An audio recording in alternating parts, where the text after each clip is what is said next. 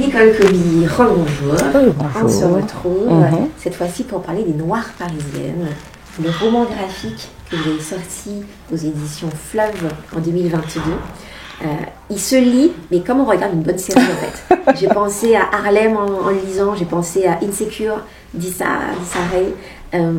Vous distillez, comme dans les séries américaines, je trouve, des éléments sociologiques et culturels. Première question, vous faites dire à Zola, le personnage principal de votre roman, qu'elle est devenue parisienne et que c'est tout un état d'esprit. Qu'est-ce que revêt pour vous cet état d'esprit ? Alors pour moi, j'ai toujours dit, et je l'ai su d'ailleurs en venant à Paris, que un Parisien, c'est souvent un provincial qui s'installe à Paris.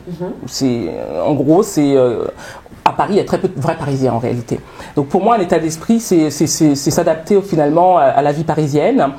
Et je pense qu'on peut pas se dire aujourd'hui je suis parisienne de suite. C'est au fur et à mesure des années qu'on se retourne et on se dit ah bah mince, tout ce que j'aimais pas de Paris ou tous les clichés de Paris, bah c'est moi finalement. Et je me suis moi je m'en suis rendu compte comme ça. Et Zola elle est devenue parce que elle est à la base pas de Paris, elle vient d'une autre ville et elle s'installe là et puis finalement elle a pris tous les codes de la vie parisienne. Oui. Alors les personnages sont vraiment attachants. Je sais que vous avez peut-être passé pas mal de messages à travers les différentes femmes qui sont représentées, Vanessa, Saïlia, Maureen, Aïssat. À l'instar de la série Insecure que je mentionnais à l'instant, est-ce que vous pensez que les femmes parisiennes, les noires parisiennes, doivent faire plus pour se faire une place ? Je pense que oui, elles doivent faire plus. Je pense que on a parlé un peu plus tôt des Noires américaines, de ce besoin de faire les choses pour la communauté, pour la génération future, donc de la communauté noire, afro-descendante. Et je trouve que les Noirs parisiens ne s'engagent pas assez. Je pense que le Noir parisien, c'est un peu celui qui se contente qu'on fasse les lois pour lui, qu'on fasse les choix pour lui, qu'on le dirige un peu. Alors que à la différence du Noir américain et même du Noir sud-africain, c'est des gens qui prennent vraiment le lead. C'est des gens qui ont décidé que c'est eux-mêmes qui allaient écrire leur histoire. C'est eux-mêmes qui allaient être les narrateurs de leur propre histoire. Donc c'est ça la différence. Je pense que le Noir français, il est beaucoup trop français que noir. Beaucoup plus français que afrodescendant. Je pense qu'avec tout ce qu'on a aujourd'hui, avec tous ces hommes et ces femmes très éduqués de la diaspora en France, on pourrait faire tellement plus pour le mémoire le devoir de mémoire, pour les nouvelles générations. Je pense qu'il y a tellement à faire, mais malheureusement, le Noir français ou la Noire parisienne, elle se dit si par exemple je parle en disant créole à mes enfants, ou en swahili à mes enfants, ou en bambara, eh bien mon enfant ne sera pas assez français, ne sera pas assez intégré. Alors que justement, c'est pas vrai. C'est la double identité de nos enfants qu'il faut qu'on en parle. Et ben je trouve que rien que ça, rien que le fait de la langue, ben, on l'a perdu. Notre génération l'a perdu. Et c'est dommage parce que justement, on est fiers de ce côté français, on est un peu moins fiers de l'autre côté noir. On a tendance à l'effacer de multiples façons. Et c'est ce côté qui manque en fait pour moi, pour le noir parisien en général. D'accord. Et la noire parisienne. Parlons un petit peu du travail d'auteur. Dans ce roman graphique, les références culturelles à l'Afrique sont très nombreuses. Vous évoquez les étoffes, les habitudes culinaires, il y a les personnages féminins de Zola, de ses amis.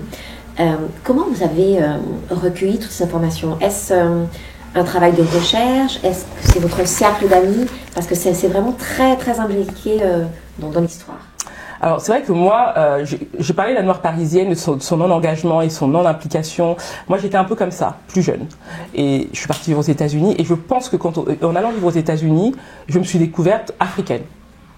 En allant au Brésil, je me suis découverte africaine. En fait, avec tous les voyages que j'ai faits, je me suis découverte que ce côté africain, que j'avais tendance un peu à mettre de côté, à enfuir au fond de moi, ben en fait, les autres le portaient fièrement. Et je pense que dans mon livre, quand j'écrivais ce livre, j'étais à New York et puis je l'ai terminé à Paris. Je l'ai commencé à New York, je l'ai terminé à Paris. Et il y a eu le confinement entre-temps. Et je travaillais sur un projet pour l'Afrique. Donc il y avait beaucoup de choses qui m'appelaient vers l'Afrique. Pratiquement beaucoup de projets des États-Unis m'emmenaient à aller vers l'Afrique en fait. Donc du coup, forcément, il y a eu beaucoup de recherches qui ont été faites. Et je me suis dit, j'étais à un moment où je me demandais où je voulais aller, qui j'étais, qu'est-ce que je voulais faire. Ok. Tu as accompli tout ça, tu voulais vivre aux États-Unis, tu vis aux États-Unis, tu voulais travailler avec les plus grands, tu voulais faire du cinéma, tu es dedans, mais où tu veux aller? Et finalement, naturellement, j'ai eu des propositions de travailler en Afrique. Et naturellement, je travaille sur un gros projet avec l'Afrique. Voilà. Donc du coup, je me suis dit, y a un appel, l'Afrique m'appelle.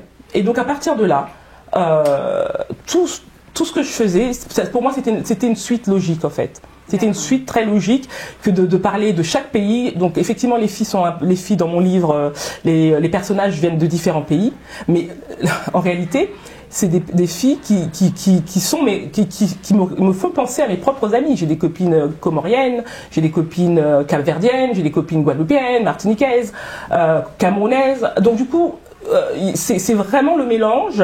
J'ai un peu pris à gauche à droite et j'ai envie de raconter l'histoire de toutes ces femmes parce que j'écoute beaucoup mes copines et leurs histoires, les histoires de famille. Moi, je suis très curieuse et donc du coup, chacune avait une histoire à raconter. Chacune a une histoire à raconter. Chacune a une sœur ou une cousine ou une grand-mère qui a une histoire et qu'elle me raconte. Et donc moi, j'ai pris un petit peu.